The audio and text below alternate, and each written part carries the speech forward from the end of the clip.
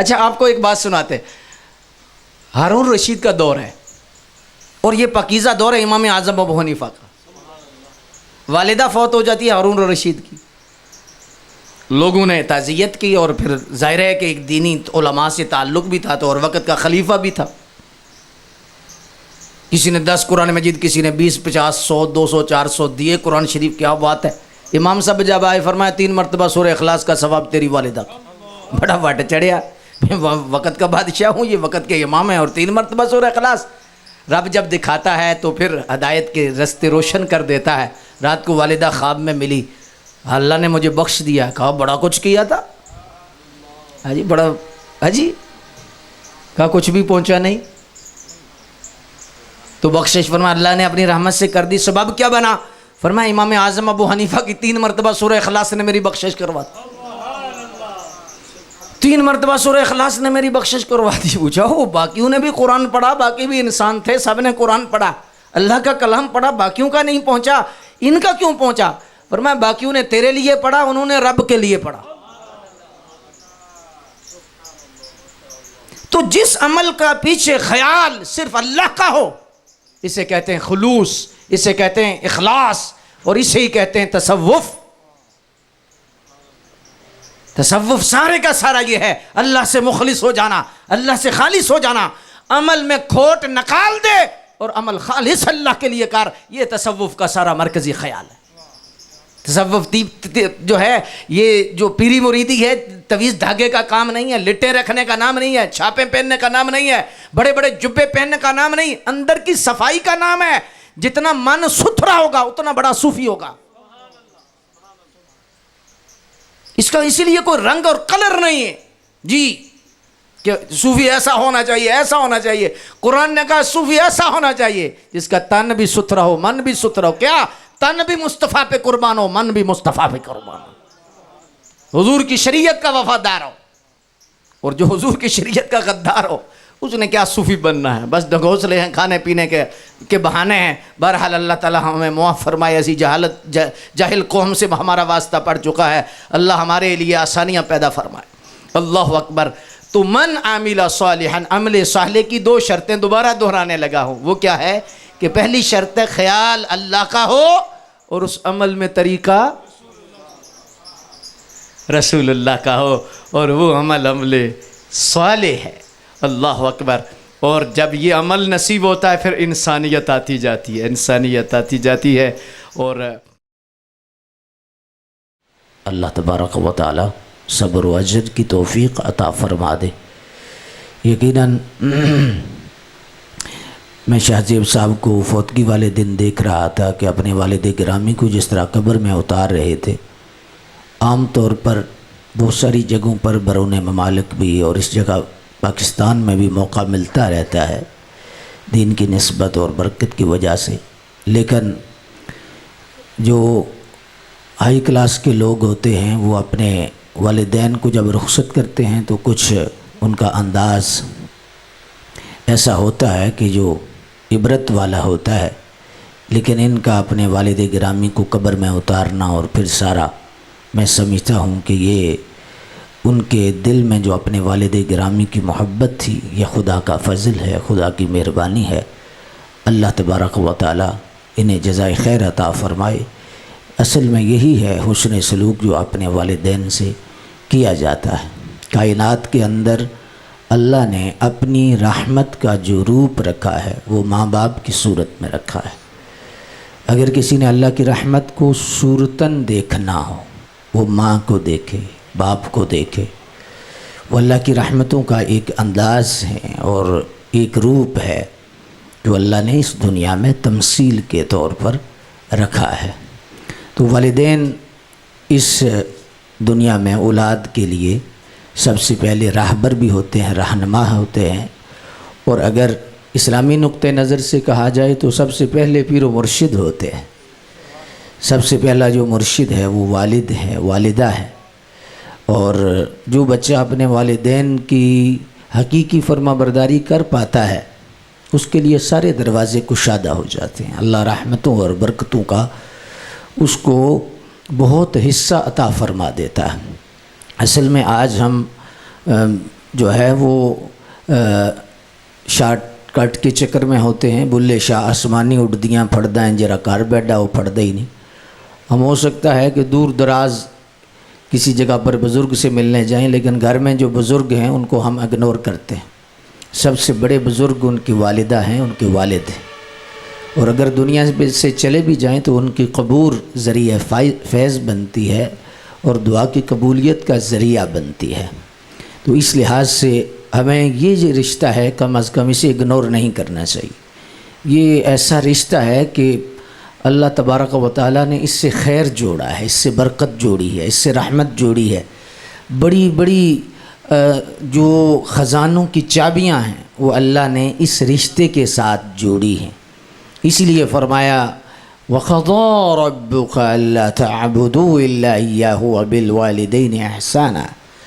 علامہ صاحب یہاں بیٹھے ہیں کہ اللہ نے فیصلہ فرمایا، ہمارا فیصلہ ہے. وَقَضَىٰ رَبُّكَ، تمہارے رب کا فیصلہ ہے. یعنی اس سے بڑی کورٹ کوئی نہیں نا، سپریم کورٹ، اس سے کیا کوئی بڑی کورٹ ہے اللہ کی کورٹ سے بڑی؟ سبحان اللہ. فرمایا ہمارا فیصلہ ہے. کیا فیصلہ ہے؟ قضا ربک، تمہارے رب کا فیصلہ ہے. اللہ تعبدوا الا ایہ، عبادت صرف اللہ کی، اللہ کے علاوہ کسی کی عبادت نہیں. یہ اللہ کا فیصلہ ہے. وَبِالْوَالِدَيْنِ إِحْسَانًا، وہ عاطفہ ہے یہاں پر. تو عبادت کے ساتھ والدین کے احسان کو وہ لگا کے جوڑا. یہ وہ جہاں لگتی ہے وہاں یہ معنی سادہ سا بنتا ہے کہ پچھلا جو مفہوم ہے اگلے کے بغیر مکمل نہیں، اور اگلا پچھلے کے بغیر مکمل نہیں.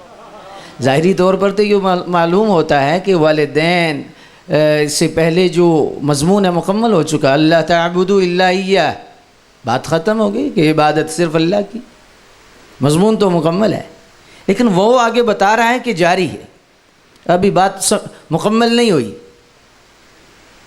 یہاں تک پہنچنے والا مکمل نہیں ہوگا، مقصود کو حاصل نہیں کر سکے گا.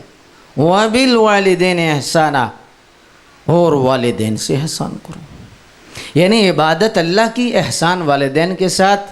سادہ کیا ترجمہ ہوا کہ ہم سجدہ اس کا قبول کریں گے جس پہ ماں باپ راضی ہوں.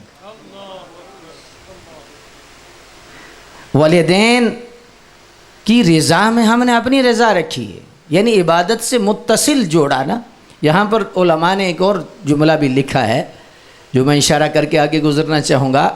علماء نے لکھا ہے کہ اللہ تعبدوا الا ایہ اور وبالوالدین احسانا میں ایک سمجھ یہ بھی آئی کہ عبادت اور ادب میں فرق ہے. ادب اور ہے، عبادت اور ہے. بعض لوگوں کو یہاں غلط فہمی ہو جاتی ہے کہ وہ ادب کو بھی عبادت کے زمرے میں لے جاتے ہیں. تو ادب جو ہے یہ عبادت سے علیحدہ چیز ہے. ہم ماں باپ کا ادب کرتے ہیں، استاذ کا ادب کرتے ہیں، کبھی ہاتھ چوم لیتے ہیں، کبھی ماتھا چوم لیتے ہیں، تو یہ ادب ہے. کعبۃ اللہ شریف کا دروازہ چومتے ہیں، ہم عبادت تو نہیں کرتے نا. حجر اسود کو چومتے ہیں، عبادت تو نہیں کرتے. تو چومنا عبادت میں نہیں، ادب میں. چومنا اور ہے، پوجنا اور ہے. تو وبالوالدین احسانا، تو اس لحاظ سے عبادت اور والدین کے احسان کو جوڑا گیا ہے. تو اس پر مقتدر سامعین حضرات بہت سارا کلام بھی ہو سکتا ہے. تو یقیناً اگر یہ دولت بندے کو میسر آ جائے اور والدین کی خدمت میسر آ جائے، آج کا جو دور گزر رہا ہے اس میں یقیناً جو ہائی کلاس طبقہ ہے اس میں والدین کے لحاظ سے بڑی آزمائشیں بھی ہیں، اور بچے ایسے انداز اختیار کرتے ہیں. اللہ کے نبی صلی اللہ علیہ وسلم کا ایک فرمان جس کا مفہوم آپ کے سامنے رکھتا ہوں، فرمایا بدبخت شخص وہ ہے کہ جو گھر میں ہو اور اس کے ماں باپ اس سے بات کرتے ڈریں، بھئی پتہ نہیں کیا کہہ دے گا، کیا کہہ دے گا، کیا کہہ دے گا. تو فرمایا حضور نے فرمایا وہ بدبخت ہے جی. اللہ اکبر. تو اگر آج جتنے بھی عہدے ہیں، جتنا مقام ہے یا جتنا مرتبہ ہے، اگر ہم قرآن و حدیث کا مطالعہ کریں تو یہ سمجھ آتی ہے کہ اس کے پیچھے ان ماں باپ کی دعاؤں کا اثر ہے، ان کی کوششیں ہیں، ان کی ایفرٹس ہیں، اور ان کے سارے کی سارے معاملات ہیں. اللہ اکبر. تو اس لحاظ سے اس رشتے کی قدر بندے کو دنیا میں بھی خیر دیتی ہے، آخرت میں بھی خیر دیتی ہے. اللہ اکبر. دین اسلام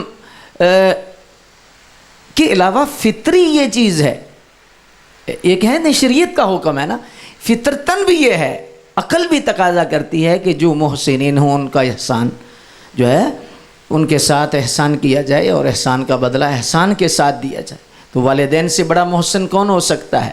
اللہ اکبر۔ تو یہاں پر یہ کلام بھی بڑا وقت چاہتا ہے کہ اللہ نے احسان کا حکم دیا ہے، حالانکہ یہ بوتل کوئی دے تو اسے ایک بوتل دینا تو عدل ہے، تو احسان ہے کہ اس سے زیادہ دیا جائے۔ تو ماں باپ جو بچے کے لیے کر دیتے ہیں، سوچا جا سکتا ہے کہ بچہ ماں باپ کے لیے کرے؟ وہ چند لمحے جو پیدائش کے وقت ہیں، اس کے ساری زندگی احسان نہیں ماں کا اتار سکتا بیٹا؟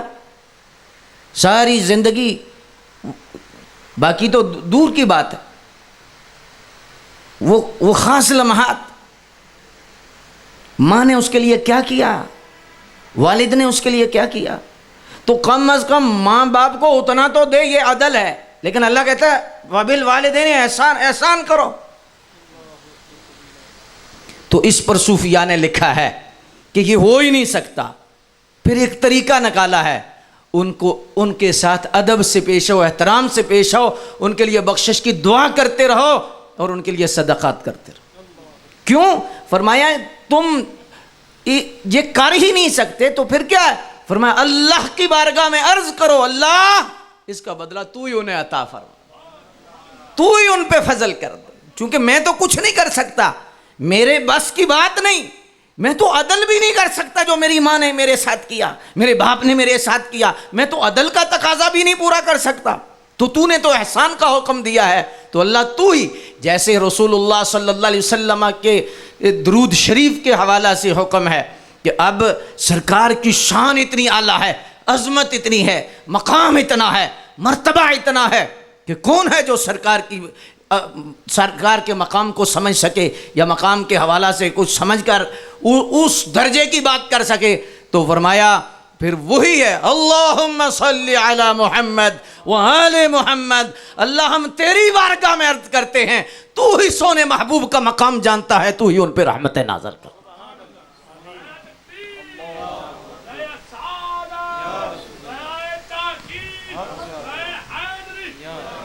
تو اس لحاظ سے یہ ہے کہ والدین کے ساتھ حسن سلوک یہ ہے کہ حد الامکان ان کا ادب کیا جائے، احترام کیا جائے، ان کی دل آزاری سے بچا جائے، اور ان کے لیے کوئی زندگی میں ایسا لمحہ نہ آئے کہ ان کا دل دکھے۔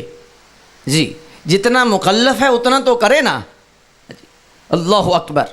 سیدنا امام پاک امام زین العابدین رضی اللہ تعالی انہوں نے ساری زندگی اپنی ماں کے ساتھ اکٹھے کھانا نہیں کھایا۔ پوچھا کیوں؟ فرمایا اس لیے کہ ایک پلیٹ سے کھانا کھاؤں تو ہو سکتا ہے اس لقمے پر میری ماں کی نظر ہو تو میں بے ادب نہ ہو جاؤں۔ ایسے لوگ گزرے ہیں جن لوگوں نے اللہ کی معرفت کو پایا ہے، حقیقت کو پایا ہے۔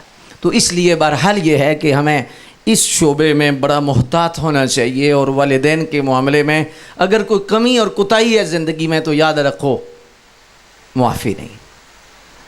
امام راضی رحمۃ اللہ تعالی علیہ نے اسی آیت کی تفسیر میں ایک بات لکھی ہے، اور مفسرین نے دیگر بھی کلام کیا ہے، تو آپ حیران ہو جائیں گے۔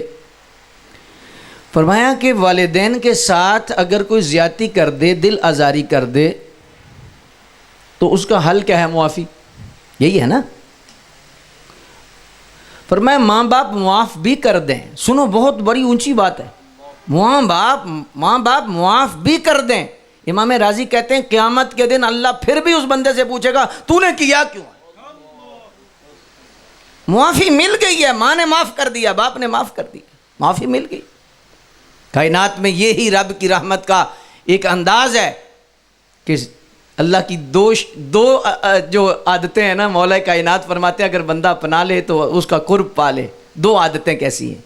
فرمایا ایک عادت ہے دیر سے ناراض ہوتا ہے، اور ایک عادت ہے جلدی راضی ہو جاتا ہے، اور یہ رنگ ماں باپ میں ہے، کسی رشتے میں نہ ہے، بالکل کسی رشتے میں نہیں۔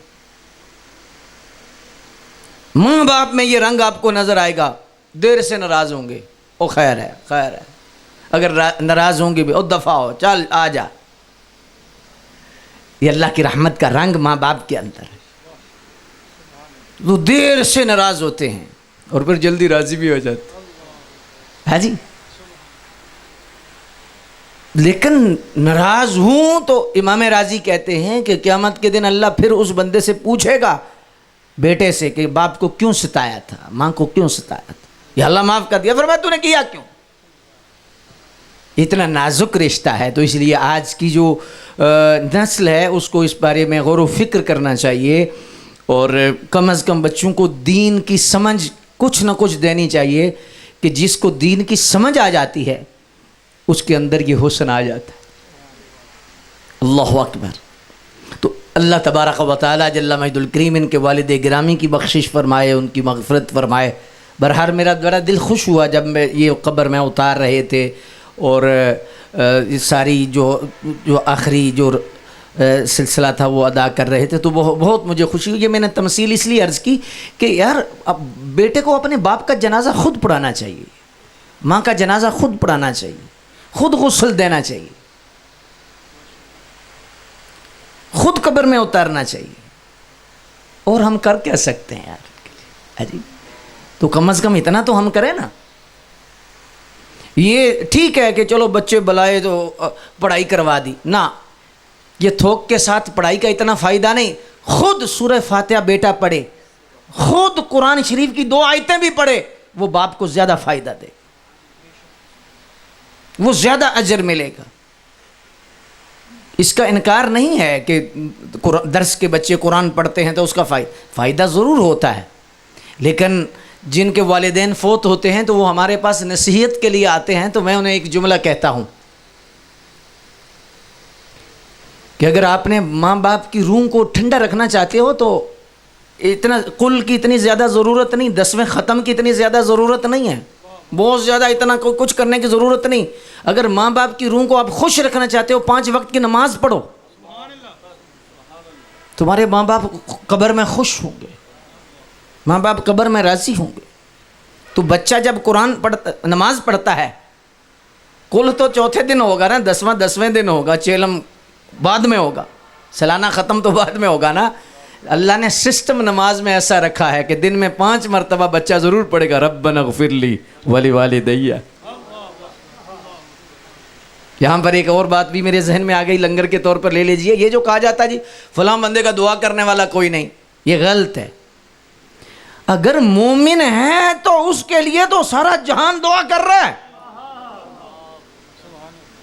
اگر ایمان کی تسبیح میں پرویا گیا ہے, ہاں اگر دائرے سے باہر ہے تو اسے تو کوئی نہیں پہنچتا, اسے تو اس کے لیے تو کوئی دعا کرنے والا نہیں ہے, بھی ہے تو کوئی بھی نہیں.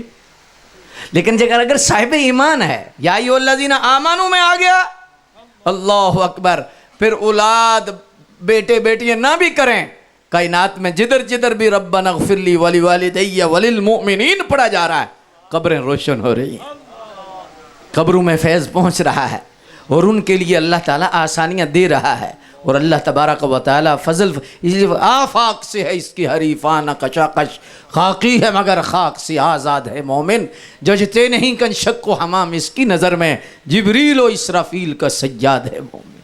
ہر لحظہ ہے مومن کی نئی آن نئی شان. قبر میں لیٹے گا, ہو سکتا گناہگار ہو, ہاں جی, امتی امت مرحومہ تدخل فی قبورها بذنوب وتخرج من قبورها لا ذنوب علیہا تمحص عنہا باستغفار المؤمنین. قبروں میں داخل ہوں گے تو گناہگار ہوں گے, لیکن جب اٹھیں گے ان کے جسم پر کوئی گناہ نہیں ہوگا. کس لیے؟ تمحص عنہا باستغفار المؤمنین. فرمایا یہ جو بخشش کی دعا مسلسل ہو رہی ہے, قبر میں انہیں پاک کر رہی ہے, انہیں ستھرا کر رہی ہے, انہیں طہارت دے رہی ہے, اور جب قبروں سے نکلیں گے چٹے ہو کے نکلیں, اللہ ان کی بخشش فرما دے گا. لیکن سنگیو اصل میں مسئلہ یہ ہے کہ ایمان مل جائے, بس ایمان کی دولت, ایمان بہت قیمتی چیز ہے. ہاں جی, ایمان ہے تو یہ ساری سہولیات ہیں. تو اس میں بعض بندے جو ہے وہ تھوڑا سا اپنی فکر اور بھی رکھتے ہیں کہ نہیں پہنچتا ہے یا نہیں, اس طرح کا سلسلہ. لیکن میں اس کے لیے ایک آپ کے لیے مثال رکھتا ہوں, مثال آپ کے سامنے رکھنا چاہتا ہوں تاکہ آپ کی مزید جو ہے مستحضر ہو جائے, یہ مسئلہ واضح ہو جائے, معافی ضمیر میں منتقل کر سکوں. دیکھیے ایک گورنمنٹ کا ملازم ہے, امپلائی ہے, ایک سپوجن کا امپلائی ہے. یا کسی اور فیکٹری کا یا کمپنی کا امپلائی ہے، اب سپوجن والے اسے یہ سہولت بھی دیں گے، میڈیکل بھی دیں گے، اسے الاؤنس بھی دیں گے، اسے گاڑی بھی دیں گے، اسے بہت ساری سہولیات دیں گے، اور جو کمپنی میں نہیں ہے کیا اسے وہ سہولتیں ملیں گی؟ کیوں نہیں ملیں گی؟ بھئی تو امپلائی نہیں، تو اس کمپنی میں نہیں، بھئی دعا پہنچتی ہے، صدقہ پہنچتا ہے، خیرات پہنچتی ہے، ایصال ثواب ہوتا ہے کسے؟ کہ جو مسلمان ہے، جو امپلائی ہے، یا ایھا الذین آمنوا میں ہے، تو جو باہر ہے اسے واقعی کو نہیں پہنچتا، کیونکہ یہ سہولت ہے ہی مسلمانوں کے لیے۔ یہ سہولت کس کے لیے؟ کہ باپ ادھر بیٹا مکے میں دعا کر رہا ہے، باپ کی قبر ادھر روشن، یہ سہولت کس کے لیے؟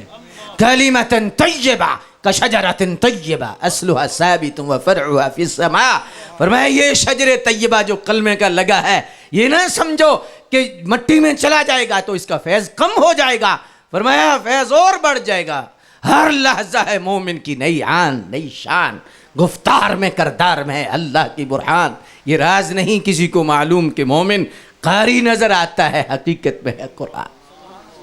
اللہ اکبر۔ تو اس لحاظ سے یہ جو ہے، جو بندہ یہ بھی کہتا ہے وہ بھی سچا ہے، کیونکہ اس کا اس کمپنی سے تعلق کوئی نہیں، جو مسلمان ہے مومن ہے اس کو تو فائدہ بھی پہنچتا ہے، اسے ساری کی ساری سہولیات دی جاتی ہیں۔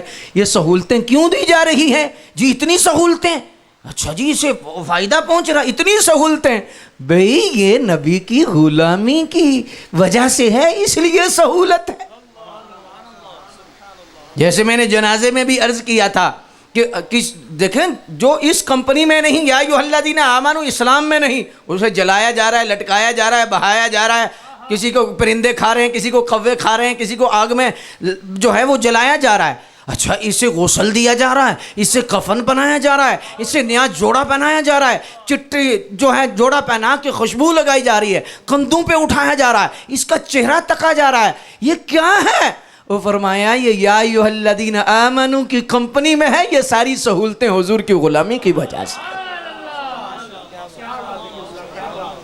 سرکار کی غلامی اور عظمت کی وجہ سے، اسلام کی وجہ سے یہ ساری سہولیات ہیں، اور آج اس لیے اسے نلایا جا رہا ہے، دھلایا جا رہا ہے۔ ملا علی قاری کہتے ہیں اس کی ایک وجہ یہ بھی ہے، خوشبو لگائی جا رہی ہے اس وجہ سے کہ آج جس نبی کا کلمہ پڑھتا رہے قبر میں سونے نبی کا دیدار کرنے جا رہا ہے، دیکھنے جا رہا ہے۔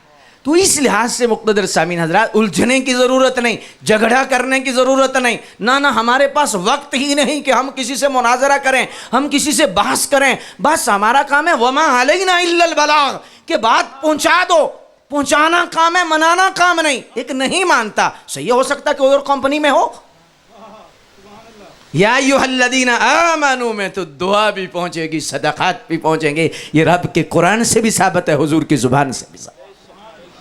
اللہ اکبر۔ تو اس لحاظ سے مقتدر سامعین حضرات، دوسری جو بات میں آپ کے سامنے رکھنا چاہوں گا وہ یہ رکھنا چاہوں گا کہ دیکھیے، میں نے قرآن مجید کی آیت آپ کے سامنے پڑھنے کی کوشش کی، اللہ تعالی ہمیں سمجھ کی توفیق عطا فرما دے، فضل فرما دے۔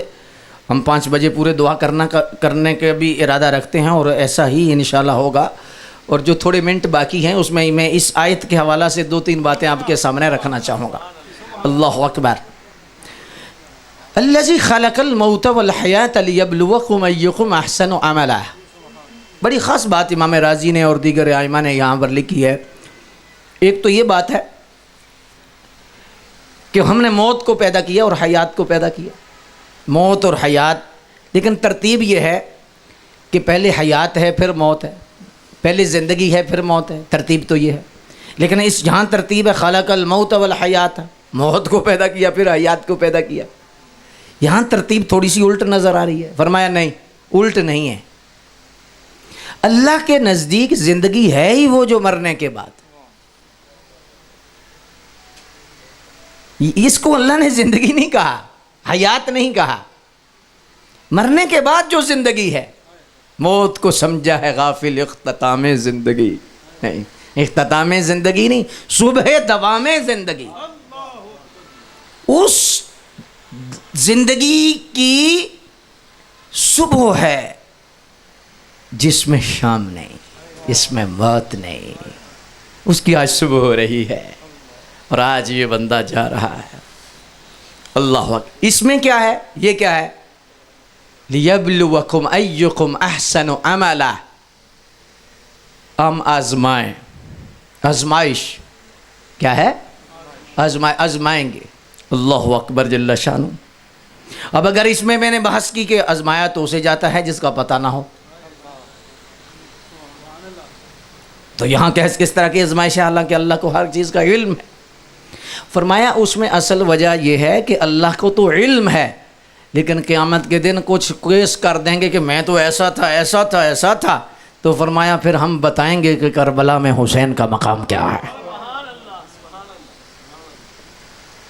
حسین کو سامنے لے کے آئیں گے کہ تم بھی تو ہو نا. ہاں جی. تو فرمایا لِيَبْلُوَكُمْ أَيُّكُمْ أَحْسَنُ عَمَلًا. اب اس پر میں چلتے چلتے ایک بات اور کر جاؤں، وہ یہ ہے کہ یہ احسن و عملہ کیا ہے. یہ بڑی بات غور سے آپ نے سننی ہے. ماشاءاللہ پڑھے لکھے حضرات بھی بیٹھے ہیں اور انشاءاللہ بہت آپ کو لطف بھی آئے گا، اور اگر سمجھ آئی تو انشاءاللہ بہت فائدہ ہوگا. احسن و عملہ، سب سے اچھا عمل. قرآن مجید نے اسے عمل صالح کہا ہے. عمل صالح کہا ہے. اور دوسری آیت مبارکہ اگر ہم پڑھتے ہیں تو اس میں ہے من عمل صالحا من ذکر او انثى وهو مؤمن فلنحيينه حیاتا طیبہ. جو نیک عمل کرے، مرد ہو یا عورت ہو، جو بھی ہو صاحب ایمان، تو پھر ہم اسے حیات طیبہ دیں گے. کرے عمل صالح. اب عمل صالح کیا ہے؟ عمل صالح کی دو شرطیں ہیں. پہلی شرط یہ ہے کہ عمل کرنے سے پہلے جو خیال ہے یہ کیسا ہے. یہ اصل بنیاد ہے جسے ہم نیت کہتے ہیں. یہ ایسا ہونا چاہیے. عمل صالح کی یہ شرط ہے کہ جو عمل صالح ہوگا اس کی یہ شرط ہوگی کہ عمل سے پہلے جو خیال ہوگا بندے اور رب کے درمیان کوئی غرض نہ ہو، صرف اس کی رضا ہی ہو، صرف اس کو راضی کرنا ہی مقصود ہو. خیال تو اور بھی آ سکتا ہے، اور اصل بات بھی خیال کی ہی ہے. جیسے ہمارے خواجہ صاحب جند شریف والے فرمایا کرتے تھے، بھائی تیرے خیال کا کیا حال ہے؟ خیال کا کیا حال ہے؟ خیال کا حال ہے. تو پوچھا گیا حضور یہ آپ بڑا پوچھتے ہیں، خیال کا کیا حال ہے؟ فرمایا یہ خیال ایسی چیز ہے کہ بندہ جب خیال آتا ہے تو وضو کرتا ہے، اور خیال آتا ہے تو نیک کام کرتا ہے. تو آپ نے ایک تاریخی جملہ بولا جو آپ کو اور کچھ نہ بھی یاد رہے یہ یاد رکھنا. فرمایا یاد رکھو جس کا خیال پاک ہے اسی کا حال پاک. اگر خیال پاک نہیں پھر حال پاک. عمل سے پہلے پیچھے جذبے کو دیکھا جاتا ہے، وہ کیا ہے. کیونکہ اللہ یہ نہیں دیکھتا کتنا ہے، یہ دیکھتا کیسا ہے. کوانٹیٹی نہیں، کوالٹی. کہ آپ کس خیال سے آئے. میں کس خیال سے بول رہا ہوں. ظاہری طور پر تو آپ کو بڑا حسن لگ رہا ہے، ماشاءاللہ تقریر کری جا رہی ہے، لیکن اگر خیال پتہ نہیں کیا ہو سکتا ہے کہ لوگ مجھے عالم کہیں، لوگ مجھے حافظ کہیں، لوگ مجھے شیخ الحدیث کہیں، شیخ القرآن کہیں، یہ خیال ہے. تو یہ سب اندھیرے ہیں. یہ عمل تو ہے، صالح نہیں. صالح کب بنے گا کہ کوئی بندہ بھی عمل کرے تو اس میں رب کے علاوہ کوئی شے شامل ہی نہ ہو، اللہ کی ذات کی رضا کے علاوہ کوئی شے شامل نہ ہو. یہ پہلی شرط. اللہ اکبر. یہاں صوفیاء نے ایک بہت خاص بات لکھی ہے، اور ایسی بات ہے کہ آپ کو لطف آئے گا. فرمایا کہ چونکہ اللہ تبارک و تعالیٰ کی عطا کردہ یہ جان ہے، یہ امانت ہے. اب یہ بولتا ہے تو اس کی توفیق سے، دیکھتا ہے تو اس کی توفیق سے، سنتا ہے تو اس کی توفیق سے. تو الا لیعبدون، ہم نے پیدا بھی عبادت کے لیے ہی کیا ہے. تو اس کے ہر فعل کے پیچھے خیال اس کو راضی کرنے کا ہو، اور اگر اس کا ارادہ ٹھیک ہو جائے تو پھر دکان پہ بیٹھے تو گاہک کو ڈیل کر رہا ہوگا لیکن عبادت میں شمار ہوگا. صرف ارادہ اس کا ٹھیک ہو، خیال اس کا ٹھیک ہو. نماز ہی عبادت نہیں، روزہ ہی عبادت نہیں، زکوٰۃ ہی عبادت نہیں، نماز بھی عبادت ہے، حج بھی عبادت ہے. ہم نے نماز روزہ زکوٰۃ حج کو ہی عبادت یہ نہیں، دکان پہ بیٹھنا بھی عبادت ہے، بال بچے کے لیے رزق کمانا بھی عبادت ہے جی، حتیٰ کہ مرد و عورت کا جو خاص رشتہ ہے اگر اس میں بھی ارادہ صحیح ہو وہ بھی عبادت ہے، صدقے کے زمرے میں آتا ہے۔ تو کیا ہے خلاصہ کلام، کیا ہے کہ عمل کے پیچھے جو جذبہ ہے اس کا تعلق صرف رب سے ہو، رب کے علاوہ کوئی چیز نہ ہو، بیچ میں کوئی نہ ہو۔ اور صوفیاء نے تو یہاں تک لکھا ہے، یہ مبتدی کی بات ہے جی، کیا کہ وہ اس کے خیال میں جنت ہو، اس کے خیال میں دوزخ سے چھٹکارا ہو۔ فرمایا یہ مبتدی لوگ ہیں، ابتدا والے ہیں، جو آگے والے لوگ ہیں، اگلے درجے والے لوگ ہیں۔ فرمایا وہ اپنے عمل کو اتنا خالص کر لیتے ہیں الا اللہ، کہ اللہ کے علاوہ کوئی شے ہی نہیں ہوتی، کہ اللہ ہمیں نہ جنت چاہیے نہ دوزخ سے چھٹکارا چاہیے، ہمیں کوئی غرض نہیں چاہیے، بس تو چاہیے تیری رضا کے علاوہ۔ اس لیے خواجہ جندڑوی فرمایا کرتے تھے ہم جنت کی طلب اس لیے کرتے ہیں کہ وہ اس کی رضا کی جگہ ہے، دوزخ سے اس لیے پناہ مانگتے ہیں کہ اس کی ناراضگی والی جگہ ہے، ہماری سوئی اس کے جلوے پر ہے، اس کے چہرے پر ہے۔ تو اس لیے مقتدر سامعین حضرات، یہ عمل صالح کی پہلی جو شرط ہے اس پہ ہم نے محنت کرنی ہے، کوشش کرنی ہے، اور یہ محنت کے بغیر نہیں ہوتا۔ اتنی محنت اس پہ کہ شہاب الدین سہروردی فرماتے ہیں میں 8 سال اپنے مرشد کی بارگاہ میں صرف نیت کے درست کرنے پہ لگا رہا، 8 سال مجھے لگے محنت کرتے ہوئے۔ لوگ تو سمجھتے ہیں کہ بڑا آسان کام ہے، یہ آسان کام نہیں، سب سے مشکل کام خیال کا درست کرنا ہے، نیت کا درست کرنا ہے، اور جب یہ چیز ٹھیک ہو جاتی ہے تو پھر اللہ تبارک و تعالیٰ اس کے بیڑے پار کر دیتا ہے۔ اللہ اکبر۔ تو عمل صالح کی پہلی شرط کیا ہوئی؟ یعنی عمل میں خیال کس کا ہو؟ بولو، اللہ کا ہو۔ یہ نہ ہو کہ شاہ زیب صاحب راضی ہو جائیں گے، علامہ صاحب راضی ہو جائیں گے، فلاں راضی ہو جائے گا، اور اسی وجہ سے یہ ہو گیا ہے کہ جنازے میں کثرت ہے، فجر میں بندہ کم ہے۔ اگر عبادت کا جذبہ ہو تو پھر جو گھر کے قریب نماز فجر کی نماز میں صفیں کیوں کم ہیں؟ جنازے میں جنازہ کا اوپر سے بھی فل ہے، نیچے سے بھی فل ہے۔ یہ شاید عبادت کا جذبہ نہیں، دنیا داری ہے۔ کیا بندے کہیں گے، کیا کہیں گے، کیا کہیں گے، یا دوسرا جذبہ آج جائیں گے تو کل کوئی آئے گا نہ، ایسا بھی ہے، بہت سارے خیالات ہوتے ہیں۔ تو ان خیالات کو مائنس کیجئے، سودا اس رب سے کیجئے۔ الا اللہ، الا اللہ کا مطلب یہ لا کی چھری چلائیے ہر خیال پہ، لا الہ، ہر خواہش پہ چھری چلائیے، الا اللہ، مگر اللہ، مقصود اللہ ہو، اللہ کے علاوہ مقصود نہ ہو۔ یاد رکھیں کہ یہ پہلی جو شرط ہے اس پہ بہت کلام ہو سکتا ہے، لیکن دامن وقت میں وسعت اور گنجائش نہیں، خلاصہ آپ سمجھ چکے ہیں۔ اب میں دوسری شرط بیان کر دوں؟ ماشاءاللہ، اب ناراض تو نہیں ہو رہے؟ ہاں جی، اللہ اکبر، اللہ آپ کو سلامت رکھے۔ آپ کے چہرے کی خوشی مجھے بتا رہی ہے کہ آپ کو میسج جو ہے وہ کنوے ہو رہا ہے، پہنچ رہا ہے آپ تک، یہ سارا اللہ آپ کو جزا دے۔ عمل صالح کی پہلی شرط کیا ہے؟ خیال۔ اچھا، ابھی بھی عمل صالح نہیں ہوا، ایک اور شرط ہے، پوری ہوگی تو عمل صالح ہوگا۔ وہ شرط بڑی ڈاڈی ہے۔ پہلی شرط ہے خیال اللہ کا ہو، عمل میں خیال اللہ کا ہو، اور عمل میں طریقہ رسول اللہ کا ہو، تو پھر یہ عمل، بولو، عمل صالح ہے۔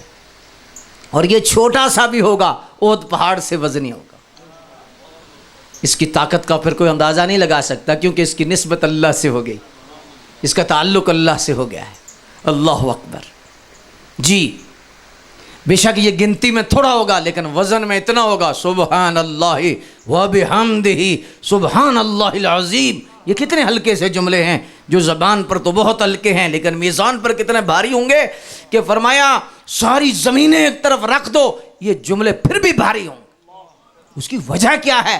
وجہ صرف یہ ہے کہ وہ خالص خیال سے نکلا اور اس کا تعلق اللہ سے ہو گیا اور اللہ کی ذات سے ہو گیا۔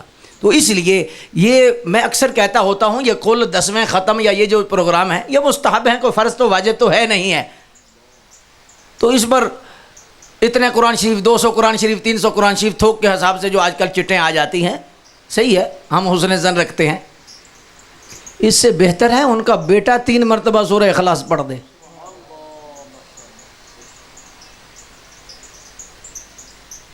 ناراض تو نہیں ہو رہی؟ ہاں پڑھے، صحیح پڑھا ہو تو ٹھیک ہے.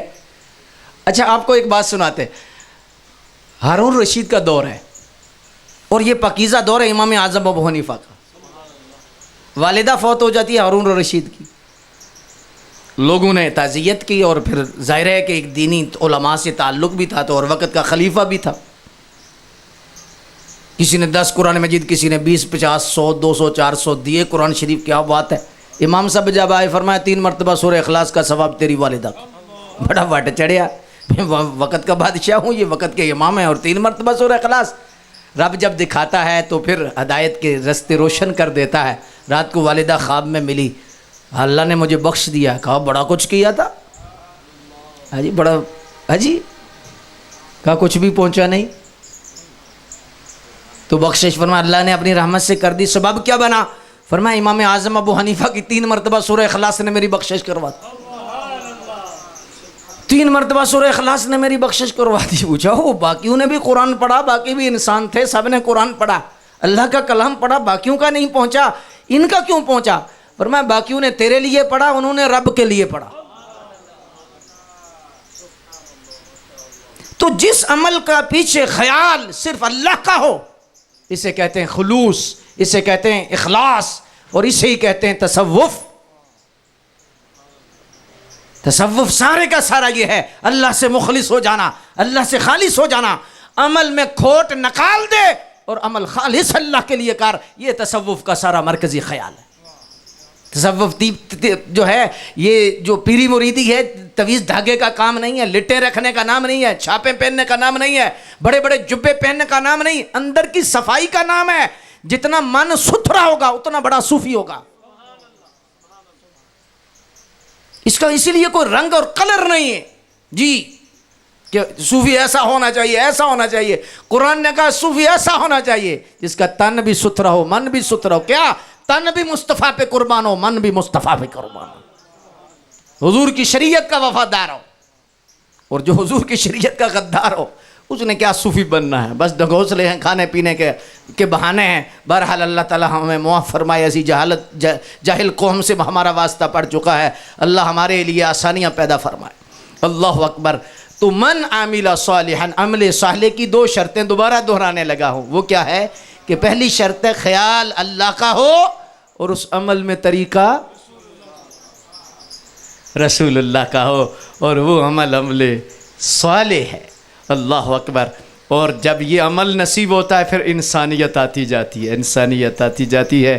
اور اب 11 منٹ رہ گئے ہیں اور 3-4 منٹ میں اور آپ کے لوں گا اور پھر دعا کی طرف ہم بڑھنے لگے ہیں. اللہ اکبر. جب عمل صالح آتا ہے تو پھر انسانیت آتی ہے. یہ 1 گھنٹے کا اور موضوع ہے لیکن میں 3 منٹ میں آپ کو پیغام دینا چاہوں گا کہ یہ انسانیت ہے کیا بھلا؟ انسانیت کیا ہے؟ کھانے پینے کا نام ہے، جائیداد بنا لو، بال بچہ پیدا کر لو، یہی دنیا میں آنے کا مقصد ہے؟ نہیں. حیوان اور انسان میں مشترک چیزیں، کھانا پینا، شہوت، بچے پیدا کرنا، یہ حیوان بھی کرتے ہیں، انسان بھی کرتے ہیں. ایک بنیادی فرق ہے، کھاتا تو جانور بھی ہے، کھاتا انسان بھی ہے. بچے وہ بھی پیدا کرتا ہے، یہ بھی گھر گھونسلے وہ بھی بناتا ہے، یہ بھی بناتا ہے. فرق کیا ہے؟ تھوڑا سا کڑوا لنگر ہے لیکن میٹھا بھی دیا، تھوڑا سا کڑوا بھی لے لو. ہے جی. فرق کیا ہے انسان اور حیوان میں؟ صرف ایک فرق ہے، جانور من مرضی والا ہوتا ہے، انسان رب مرضی والا ہوتا ہے. صرف اتنی سی فرق ہے. اللہ اکبر. اور اب دیکھیے ایک کتا ہے جا رہا ہے، اس کو پہچان نہیں، یہ میری ماں ہے، یہ میری بہن ہے، یہ میری ہاں جی، یا اس کی مونس ہے تو اسے تو نہیں پتا ہوگا اس کے ساتھ میرا رشتہ کیا ہے. ہاں جی، اس نے اپنی خواہشات پوری کرنی ہے، جانور ہے. لیکن جو انسان ہے وہ پہچان کرے گا یہ میری ماں ہے. بہتیاں گلاں چ فائدہ کوئی نہیں، اساں نیڑیوں گل مکاؤنی ہے، وارے شامیاں گلوں کریے جڑی اگاں وی کم آوے. پہچان کرے گا کہ یہ میری ماں ہے، بہن ہے، یہ فلاں ہے فلاں ہے فلاں ہے. تو جو انسان ہو اور پہچان نہ ہو. ہمارے شیخ اس لیے فرماتے تھے ناف کے اوپر انسانیت ہے، ناف کے نیچے حیوانیت ہے، اور دونوں کو رب نے جوڑا ہے. اگر اوپر والے حصے کا نیچے والے پہ کنٹرول ہے تو انسان ہے، تو اگر کنٹرول نہیں تو کل انعام بل ہوا اضل، وہ جانوروں سے بھی بدتر ہے. تو آج اگر اس نشست میں معاف کرنا مجھے اور آپ کو یہ سوچ آ جائے کہ میں حیوان کتنا ہوں اور انسان کتنا ہوں، ناراض نہیں ہونا. تو کسی پیر فقیر سے پوچھنے کی ضرورت نہیں ہے، صرف ضمیر سے پوچھنے کی ضرورت ہے کہ انسان کتنا ہوں اور حیوان کتنا ہوں. 1 منٹ کے لیے جتنی میرے اندر من مرضی ہے اتنی حیوانیت ہے، اور جتنی رب مرضی ہے یہی اصل چیز ہے. آج یورپ میں ہم جاتے ہیں نا وہاں، جی یورپ کیا کہتا ہے جی؟ فریڈم آف اسپیچ ہے، آزادی ہے، جو چاہو کھاؤ، جو چاہو بولو، جو چاہو جیسے بولو مرضی کرو، آزادی ہے. تو جانور کیا کرتے ہیں؟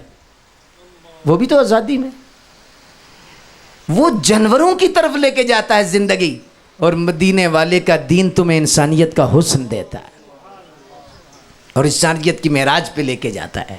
اللہ اکبر.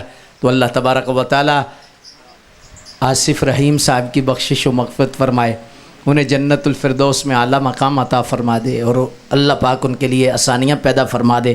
میں نے اذان ہی دینی ہے اور دی ہے، اور آخر پر پھر دینے لگا ہوں. یہ ختم اتنا ضروری نہیں جتنی ظہر ضروری تھی، اور جنہوں نے ظہر نہیں پڑھی اور ختم پہ بیٹھے ہوئے ہیں وہ اپنے ضمیر سے پوچھیں کہ ختم ضروری تھا یا ظہر ضروری تھی، یا ختم کی دعا کے بعد اثر بھی نصیب نہیں ہوگی تو اسے پوچھو بھئی یہ جو ختم ضروری تھا یا اثر ضروری تھی. ختم کی تو کوئی حیثیت ہی نہیں ہے فرض کے مقابلے میں، یہ مستحب ہے. جنازہ فرض کفایہ ہے جی. تو اس لیے یہ باتیں ہم نے سمجھنی ہیں، غور و فکر کرنی ہے کہ یہ جذبہ ہے اللہ کی عبادت کا. اگر اللہ کی محبت اور عبادت کا جذبہ ہے تو پھر اس کا حکم ہم نے ماننا ہے اور اس کے حکم کی تعمیل ہم نے کرنی ہے. تو کوشش کیجئے کہ فرائض پہ توجہ دیجئے، فرائض پہ. ولی بننے کا کوئی لمبا چوڑا نسخہ نہیں ہے. میرے پاس ساتھی آتے ہیں نا تو میں نے کہتا ہوں ولایت کے لیے کوئی لمبا چوڑا نصاب ہے ہی نہیں. صرف حرام چھوڑ دو، حلال اپنا لو، بس تم اللہ کے ولی بن جاؤ. حرام چھوڑ دو، حلال، دیکھنے میں حرام، بولنے میں حرام، سننے میں حرام، کھانے میں حرام، کمانے میں چھوڑ دو، تو اللہ تعالیٰ کا فضل تم پہ ہو جائے گا.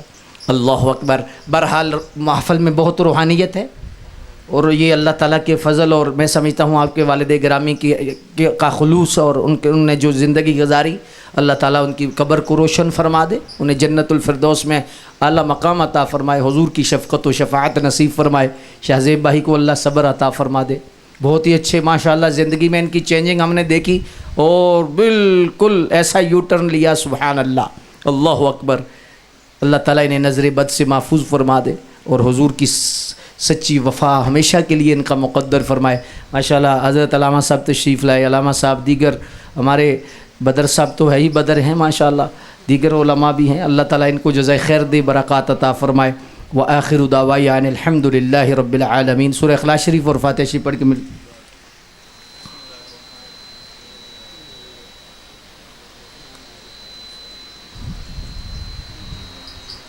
رب العالمین، والصلاة والسلام علی سید الانبیاء والمرسلین. بسم اللہ علی دینی، بسم اللہ علی نفسی وولدی واہلی ومالی. اللہ اکبر کبیرہ والحمد للہ کثیرہ وسبحان اللہ بکرۃ واصیلہ. الہی جو کلمات طیبات پڑھے گئے، ذکر و اذکار ہوئی، محافل ہوئیں، اذکار ہوئے، قرآن شریف کی تلاوتیں بہت زیادہ ہوئیں، طلباء نے قرآن مجید پڑھا، اور کلمات طیبات اور بہت ساری پڑھائی یہاں پر ہوئی. اللہ اسے قبول فرما لے، قبول فرما لے، قبولیت عطا فرما دے. اس کا ثواب حضور کے دربار اقدس میں ہدیہ کرتے ہیں، اللہ قبول فرما.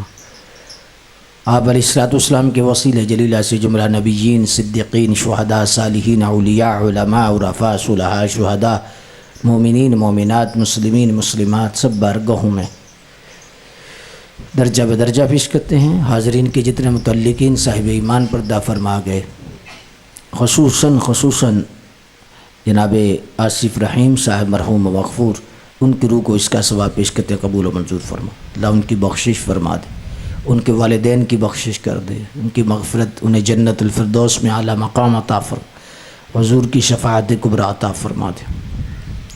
شاہ زیب صاحب کو اللہ صبر دے دے، اللہ انہیں حوصلہ عطا فرما اور انہیں اجر عطا فرما۔ اپنے والد گرامی کے لیے صدقات، خیرات کا انتظام، پڑھائی کا انتظام، دعائے بخشش کا انتظام، اللہ انہیں جزائے خیر عطا فرما۔ ان کی والدہ گرامی کا، والدہ محترمہ کا سایہ ان پہ دراز فرما۔ بہت نیک خاتون ہیں اور انہوں نے بڑی خدمت کی۔ بیماری کی حالت میں آصف صاحب کے لیے ایک سیدہ خاتون جنت کا جو کردار ہے اس کی جھلک ان کی والدہ گرامی میں خدمت کے حوالہ سے بھی ہے۔ اللہ ان کو بھی جزائے خیر عطا فرما، اللہ ان کے لیے بھی آسانیاں پیدا فرما، انہیں صحت و شفا عطا فرما، اور شاہ زیب صاحب پر، ان کی ہمشیرہ صاحبان پر، اللہ ان کے گھر والوں پر، ان کی والدہ کا سایہ دراز فرما دے۔ اللہم انا نسألک العفو والعافیہ فی الدین والدنیا والآخرہ، اللہم انا نسألک العفو والعافیہ فی الدین والدنیا والآخرہ، ربنا ظلمنا انفسنا وان لم تغفر لنا وترحمنا لنکونن من الخاسرین۔ الہی اتنے لوگ تیری رضا کے لیے یہاں آئے ہیں، اگر کوئی خیال میں کمی بیشی ہے درگزر فرما، معاف فرما، تیری شان ہے معاف کرنا۔ اللہ ہم سب کی دعائیں مرحوم کے حق میں قبول فرما دے، ان کی بخشش کر دے، ان کی مغفرت کر دے اور انہیں جنت الفردوس میں اعلیٰ مقام عطا۔ ہم اپنی طبیعت کے مطابق نہیں، تیرے محبوب کی شریعت کے مطابق بیٹھے ہیں کہ مرنے والے کو دعاؤں کا انتظار ہوتا ہے اور دعاؤں کا فائدہ ہوتا ہے، اور ہم ان کے لیے اور کچھ کر بھی نہیں سکتے، دعائیں کر سکتے ہیں۔ اللہ کی ٹوٹی پھوٹی دعائیں اور صدقات، ایصال ثواب ان کے لیے، ان کے حق میں قبول فرما دے، ان کی بخشش کر دے، ان کی مغفرت کر دے۔ جتنے لوگ یہاں آئے ہیں اللہ تو سب کے احوال سے واقف ہے، سب کے معاملات جانتا ہے، جو کوئی بھی مسئلہ سب کو درپیش ہے، اللہ کوئی کمی ہے، کوتاہی ہے، اللہ معافی عطا فرما دے اور کمیاں دور فرما دے۔ اللہ ہمیشہ راہ ہدایت پہ قائم دائم فرما، ہمیں اہل السنہ والجماعہ کے مسلک کے نور پر ہمیشہ کے لیے قائم و دائم فرما دے۔ اللہ ہر قسم کی بے ادبی، گستاخوں سے ہمیں محفوظ فرما۔ نبی علیہ السلام کی سنت و شریعت پہ چلنے کی توفیق دے دے اور حضور کی وفا عطا فرما۔ وطن عزیز پر اس وقت مشکل وقت ہے، اللہ آسانیاں پیدا کر دے، استقامت عطا کر دے۔ فلسطین کے لیے دعائیں ہیں، اللہ خزانہ غیب سے ان کی مدد کر دے، اللہ قبلہ اول کی حفاظت فرما دے۔ کشمیر کے مسلمانوں کے لیے دعائیں، اللہ ان کے لیے آسانیاں پیدا فرما۔ اللہ اسلامی ریاست و حکومت اور خلافت کا نظام ہمیں دیکھنا نصیب فرما دے۔ اللہم انا نسألک العفو والعافیہ فی الدین والدنیا والآخرہ۔ جتنے علماء، حفاظ، ائمہ مساجد تشریف لائے، جتنی شخصیات تشریف فرما ہوئیں، جتنے احباب مہمانان گرامی تشریف لائے، سب کو جزائے خیر عطا فرما، سب کو جزائے خیر عطا فرما۔ اللہم انا نسألک العفو والعافیہ فی الدین والدنیا والآخرہ، وصلی اللہ علی حبیبہ محمد وآلہ وصحبہ اجمعین برحمتک یا ارحم الراحمین۔ شکریہ ادا کر دیں سب کا، یا حافظ صاحب کر دیں، شکریہ آپ خود ادا کر دیں، یا حافظ صاحب کر دیں۔